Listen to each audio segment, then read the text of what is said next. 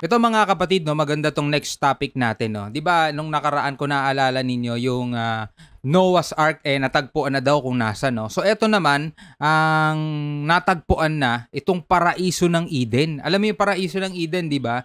Ito yung halamanan kung saan, tumira si Adan at Eva. Kaso dun din sila pinalayas ng Panginoong Diyos nung sila ay lumabag at natukso sila doon sa, tusong ahas mga kapatid. So eto, ang title nitong papanoorin natin ay Paraiso ng Eden, natagpuan na nga ba? Mula kay Master J TV. Kung nakikita nyo sa gilid mga kapatid, no, isa rin sa mga dapat nyong puntahan at isa rin sa mga dapat nating sinasubscribe kung hindi pa kayo nakapag-subscribe sa kanya. Napakarami din ng mga good and quality content na mapapanood natin sa kanyang channel. Well anyway, itong video panonoorin natin ay ilalagay ko ang link sa ibaba para pwede nyong ulitin ulit at mapanood ng walang nagre-react. So wag na natin patagalin to mga tol. Total wala na rin naman tayong hinihintay na. Panoorin na natin to. Ang Hardin ng Eden ay pinaniniwalaang hindi na umiiral pagkatapos magpadala ng pandaigdigang baha ang Diyos para lipulin ang mga makasalanan noong panahon ni Noe. Pero matapos ang napakahabang panahon ng mga pananaliksik ng mga geographers, geologians at mga scholar ay may mga lumabas na pahayag na nahanap na daw nila ito. Wow. At ang nakakagalak ay may mga nagsabi na matatagpuan daw ito sa mismong bayan natin. Uy, Totoo nga Pilipinas? kaya ito? Gusto nyo bang malaman? Well, bago yan kung ngayon pa lang kayo napadpad sa channel ko at gusto nyo ng mga ganitong usapin, kung saan makakapulot kayo ng kaalaman tungkol sa mitolohiya, relihiyon, agham at kasaysayan, ay huwag nyo namang kalimutang pindutin ang subscribe button. I-hit nyo na din ang bell icon para hindi kayo mahuli sa mga susunod pang video na aking i-upload. Ang halamanan ng Eden o Hardin ng Eden ayon na rin sa Biblia ay ang lugar kung saan nanirahan at namuhay ang unang lalaking si Adan at unang babaeng si Eva pagkaraang likhain sila ng Diyos. Sa Bibliang Kristiyano, ang kwento ng paglikha sa daigdig na nasa aklat ng Henesis ay naglalarawan kung paano namuhay sina Adan at Eva sa Eden na mapayapa sa piling ng lahat ng mga hayop. Pinangalagaan nila ang hardin at maaring kumain ng anumang bunga o pagkain na makukuha magmula sa anumang mga puno, maliban na lamang sa puno ng kaalaman. Pero dahil sa katigasan ng ulo ni Eva Actually, ang tawag nga doon puno ng buhay, di ba? Tama nga ba, puno ng buhay na nasa gitna ng halamanan ng Eden, no? Maliban na lamang sa puno ng kaalaman. Pero dahil sa katigasan ng ulo ni Eva at Adan ay kumain pa rin sila dito dahil na rin sa panlilinlang ni Satanas kay Eva. Dahil doon ay pinarusahan sila ng Diyos sa pamamagitan ng pagpapalaya sa kanila magmula sa halamanan ng Eden at hindi na muling makakabalik pa kailanman. Ang kwento ay isinalaysay sa aklat ng Henesis sa lumang tipan ng Biblia. Tama. Matapos namang magpadala ng pandaigdigang baha ang Diyos noong panahon ni Noe, dahil sa sobrang makasalanan na noon ng tao ay hindi na muling nakita pa o hindi na natagpuan ang hardin kung saan unang nanirahan sina Eva at Adan.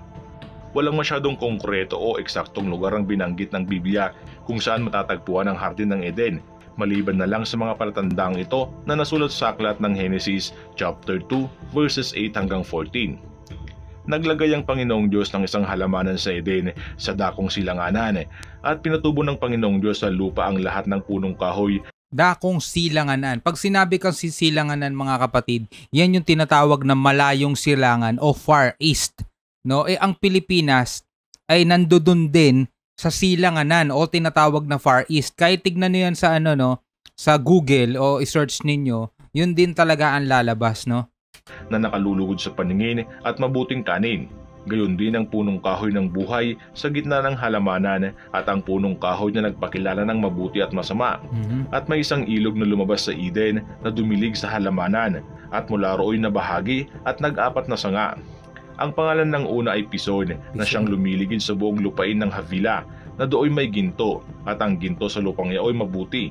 Mayroon din naman doong bedilyo at batong onyx. At ang pangalan ng ikalawang ilog ay Gihon na siyang lumiligid sa buong lupain ng Kash o sa panahong ito ay lupain ng Afrika. At ang pangalan ng ikatlong ilog ay Hidisel. Ang ilog Hidisel sa panahong ito mga kamaster ay tinatawag na ilog Tigris na siyang umaagos sa tapat ng Assyria at ang ikaapat na ilog ay ang Euphrates. Maraming mga geographers theologians at mga scholar ang mga nagdedebate kung saan nga ba talaga matatagpuan ang hardin na tinutukoy sa Biblia. Maraming eksperto sa Biblia ang naniniwala na ang paraiso o Garden of Eden, ang orihinal na tahanan ni Eva at Adan, ay matatagpuan sa Sumer kung saan nagtatagpo ang mga ilog ng Euphrates at Hiddekel o Tigris sa Iraq. Naniniwala sila na ang lugar na binabanggit sa Genesis ay refleksyon ng sitwasyon noong ika-9 at 5 siglo, habang ang ilog Pison at ilog Gihon na binanggit sa Biblia ay mga sanga ng Euphrates at Tigris na nawala o natuyo na. Pero walang matibay na ebidensya na sa lugar nga ng Iraq matatagpuan ang hardin ng Eden. Kaso may dyan 'di ba sila rin mga eksperto din mga tol yung nagsasabi na ang mundo daw natin dati, meron tinatawag na Pangea o Pangea, no? Na ang kalagayan ng mga bansa hindi katulad ngayon, 'di ba? Makikita mo yung Amerika nandirito, Pilipinas nandirito. Di ba hiwa-hiwalay. Dati daw nasa isang kontinente lang daw 'yan, no?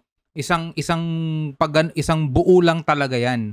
Tapos katagalan ng panahon, unti-unting naghihiwa-hiwalay yung mga bansa at yan nagkaroon ng 7 kontinente, no? Dati kumbaga isa lang yung Pangea lang yata. Tama nga ba Pangea? Oo, ganun yung sinasabi nila. Mayroon namang nagsasabi na ang Garden of Eden ay matatagpuan sa tinaguriang Holy Land at ang orihinal na ilog na dumadaloy sa hardin bago ito nagsanga sa 4 ay ang Jordan o Jordan na mas mahaba noong panahon ng Genesis. Ang Gihon nila ay ang ilog Nile, habang ang Havilah ay ang Arabian Peninsula. Iniugnay din ng propetang si Ezekiel ang Eden sa Jerusalem.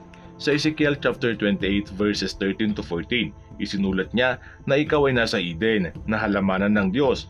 Lahat ng mahalagang bato ay iyong kasuotan.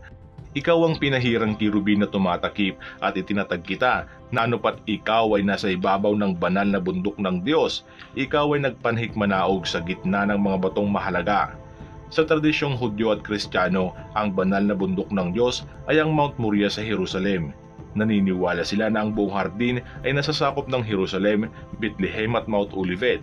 Ngunit ayon lang ito sa kanilang paniniwala, wala pa ring matibay na ebidensya na doon nga talaga matatagpuan ang hardin. Ayon naman sa mga ibang manunuklas, kasama si William Warren, ay sinabi niyang ang hardin umano ng Eden ay matatagpuan sa North Pole. Si William Warren ay isang ministro ng Metodista at isang pangulo ng University of Boston. Sinabi niya sa kanyang librong Paradise Found, The Cradle of Human Race of the North Pole taong 1885. Inangkin ni Warren na ang hardin ng Eden ay nailibing sa napakalaking yelo ng North Pole. Noong 1577, si Gerhard Mercator, ang kilalang tagagawa ng mapa sa mundo, ay gumawa ng mapa ng Septentrionalium Terrarum Descriptio. Ang nasabing mapa ay isang atlas ng North Pole kung saan ayon kay Mercator, ang North Pole ay isang malaking magnetic rock na napapaligiran ng 4 na masungit na mga isla na nahahati sa 4 na pangunahing ilog na pinag-iisa. Kung matatanda ng nasulat sa aklat ng Genesis, sa hardin ay lumitaw ang ilog kung saan dumilig sa buong halamanan at mula rooy na bahagi at nag-4 na sanga. Ito ang naging batayan ni William Warren. Ngunit ayon naman sa isang Chinese na si Che Chantai, ang hardin umano ng Eden ay nasa China. Si Che Chantai ay isang Chinese writer. Sinulat niya ang aklat na The Creation, The Garden of Eden and the Chinese.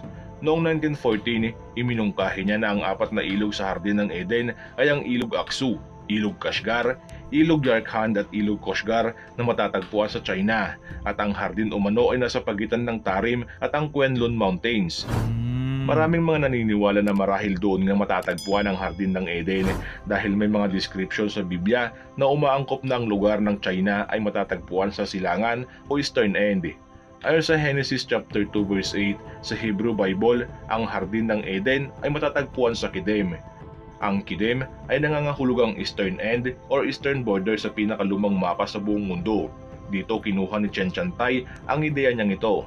Binigyang din niya na ang 4 na ilog na nabanggit sa Genesis ay ang ilog Aksu, ilog Kashgar, ilog Yarkand at ang ilog Kashgar. Maaari daw na ang mga pangalan ng mga ilog na ito ngayon ay ang modernong pangalan ng mga ilog na binanggit sa Genesis na nakapalibot sa hardin ng Eden. Maaari daw, no? Medyo convincing na sana ang mga pahayag na ito ni Tay, ngunit hindi nito may paliwanag ang nakapaloob sa Genesis chapter 2 verse 13 na sinasabing ang ilog Gihon ay lumiligid sa lupain ng Kash o Africa. Ang mga ilog na nabanggit ay nasa China na napakalayo naman sa Africa. Tama. Ang isa pang bagay na dapat isaalang-alang dito ay ang Tarim at ang Quenlon Mountains ay kilala ngayon bilang Taklamakan Desert, na ayon sa mga mananaliksik ay ang pinaka hindi kapakipakinabang na lugar sa lupa na kailangang sagutin ng katotohanan na ang Hardin ng Eden ay hindi isang lugar ng disyerto, kundi isang lugar na mayaman sa likas na yaman tulad ng halaman at hayop. Pero ayon naman kay Dr. Richard Vincent Narag, ang Hardin umano ng Eden ay nasa Pilipinas. Si Richard Narag ay isang Nasaan nga ba talaga? Ang dami ng umangkin, no? Hindi, nandun sa amin yan. Hindi, nasa China yan, sa bayan namin. Hindi, nasa Pilipinas yan. Saan nga ba talaga, no? Pilipinong polymath, scientist at prominent advocate of fruitarian diet holistic health dito sa Pilipinas. Siya rin ang author ng aklat na Rizal Code 2010. Sinabi ni Narag na ang Pilipinas di umano ay ang nawawalang hardin ng Eden at ang Pilipinas umano ay upir. Ang mga sinabi niyang ito ay nakabase sa mga sinaunang libro tulad ng Hebrew Bible, Book of Jubilees, Book of Enoch, Book of Adam and Eve, Earth Science, Biology, Genetics at Old Beatus Maps. Wow. Sinabi ng may Dami nun. akda na ang salitang Hebrew na ginamit sa Genesis chapter 2 verses 8 hanggang 14 para sa salitang ilog ay nahar. Ito ay nangangahulugang submarine rivers o cratonic sequence. Isa sa mga naging batayan kung bakit ang Pilipinas umano ay ang nawawalang hardin ng Eden dahil sa pahayag sa Genesis chapter 2 verses 11 to 12 na nagsasabing ang hardin ng Eden ay mayaman sa ginto, onyx stone o marbles at bedellium o mga perlas. Hindi naman may tatanggi na ang Pilipinas ay isa sa mga nangungunang nagpo-produce ng ginto sa buong mundo. Tama. Pinangungunahan ito ng bansang Africa. Mayaman din ang Pilipinas sa onyx stone o marbles. Isa sa mga pangunahing pinagkukunan ng marbles ay ang Romblon. At mayaman din ang Pilipinas sa bedellium o perlas, lalo na sa Palawan. Isa pa sa mga dahilan kung bakit nasabing ang Pilipinas ang nawawalang hardin ng Eden ay dahil sa pahayag sa Book of Jubilee. Ayon sa aklat na ito, ang Hardin ng Eden ang sentro ng daigdig. At kung ito ang sentro ng daigdig, ayon naman sa Genesis, naglagay ang Panginoong Diyos ng isang halamanan sa Eden sa dakong silanganan o eastern end o eastern border.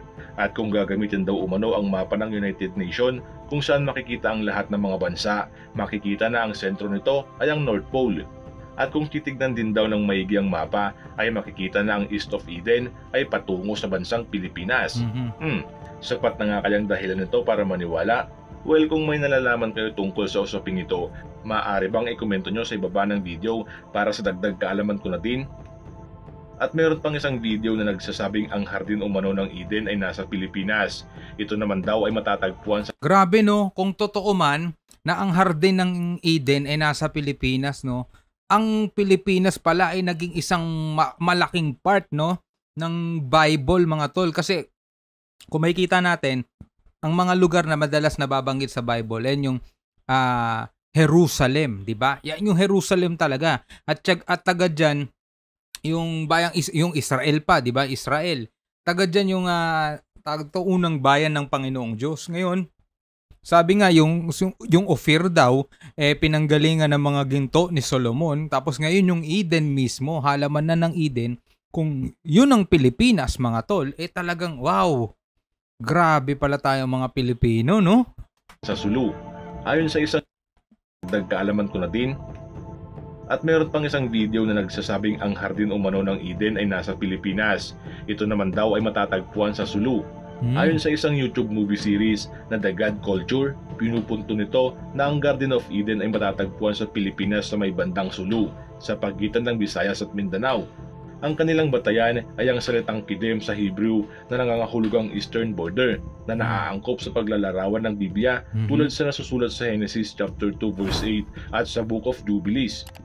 Ang video ay kilala sa pamamagat na Solomon Gold Series na nagbibigay ng mga paliwanag at mga ebidensya na ang hardin ng Eden ay mula sa isla na sobrang mayaman sa mga halaman, puno, prutas, insekto, ibon, hayop at isda na natagpuan naman sa world's most biodiverse place. Ito ang Pilipinas.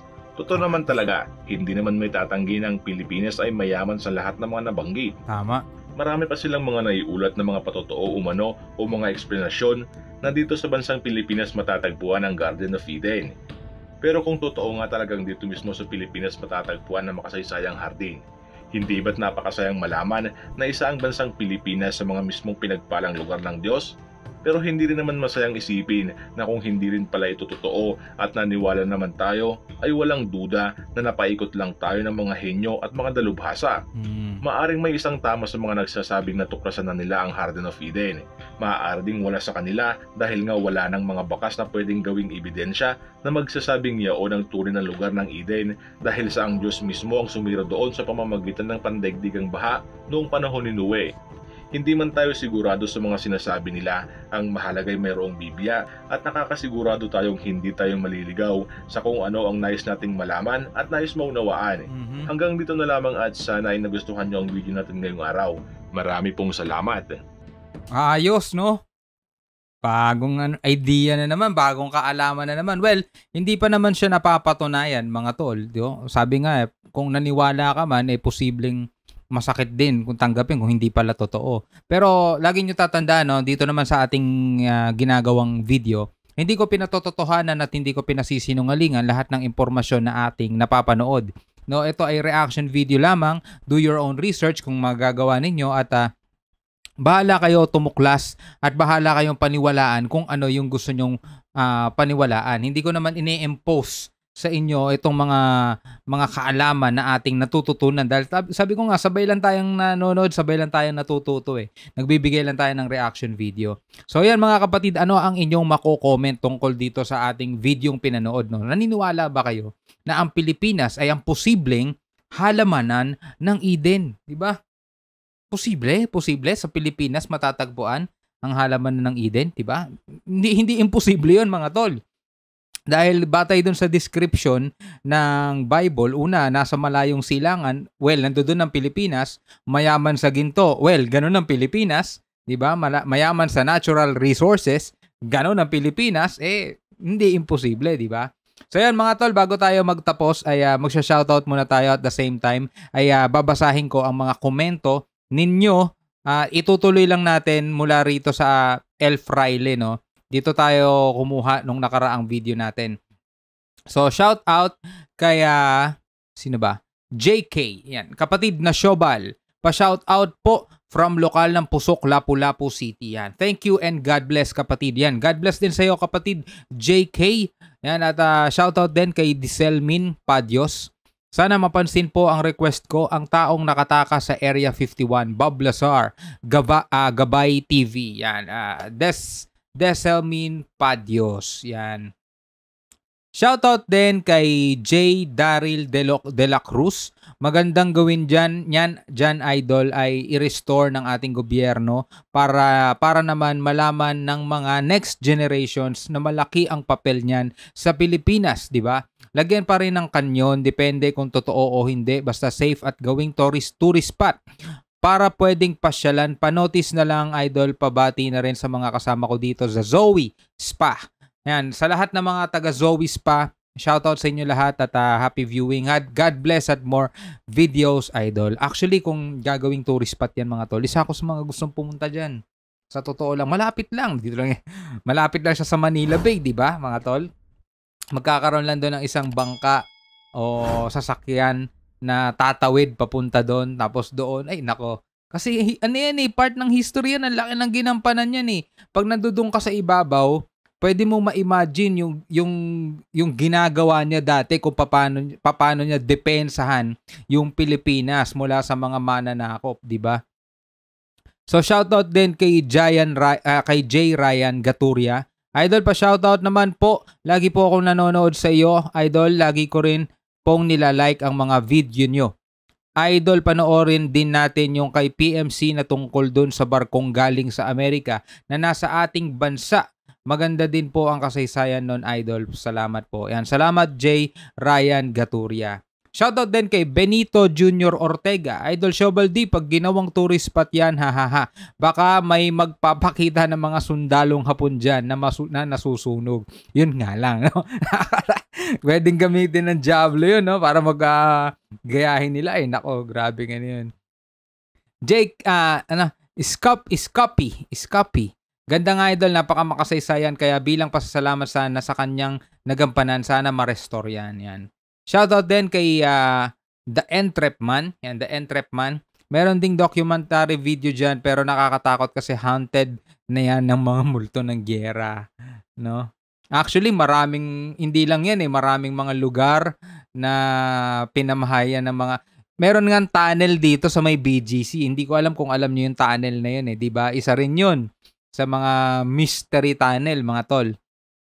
Yuri Abellana, matagal namin yang alam yung source sa kaalaman ko ay hindi ito galing kay PMC ko, hindi sa lolo ko dahil noong 1940s ay nakapagsilbi pa yung lolo ko at nagawaran pa siya ng Medal of Valor ng US. Yan. Sabi ni Yuri Abellana.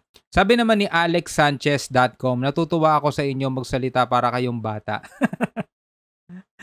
Inlil, Lods, tuwang-tuwa kapag PMC ang nagre-react. Actually, hindi lang si PMC. Yung iba ba, lalo na pagbago sa kaalaman ko o hindi ko pa talaga naririnig kahit minsan, kahit dati, namamangha ako. Mahilig ako mamangha, lalo-lalo na sa mga bagong kaalaman ko, no? So yan mga kapatid, maraming salamat sa inyong patuloy na panonood. Sana ay nag-enjoy kayo dito sa pinanood natin ngayon, no? At huwag ninyong kakalimutan, lalo-lalo na dun sa mga bago, subscribe kayo sana rito at huwag ninyong kakalimutan, click na rin ang notification bell para ma-update kayo kapag gumagawa tayo ng mga ganitong klaseng video. So hanggang sa muli mga kapatid, ako nga pala si Shobaldi. Peace out!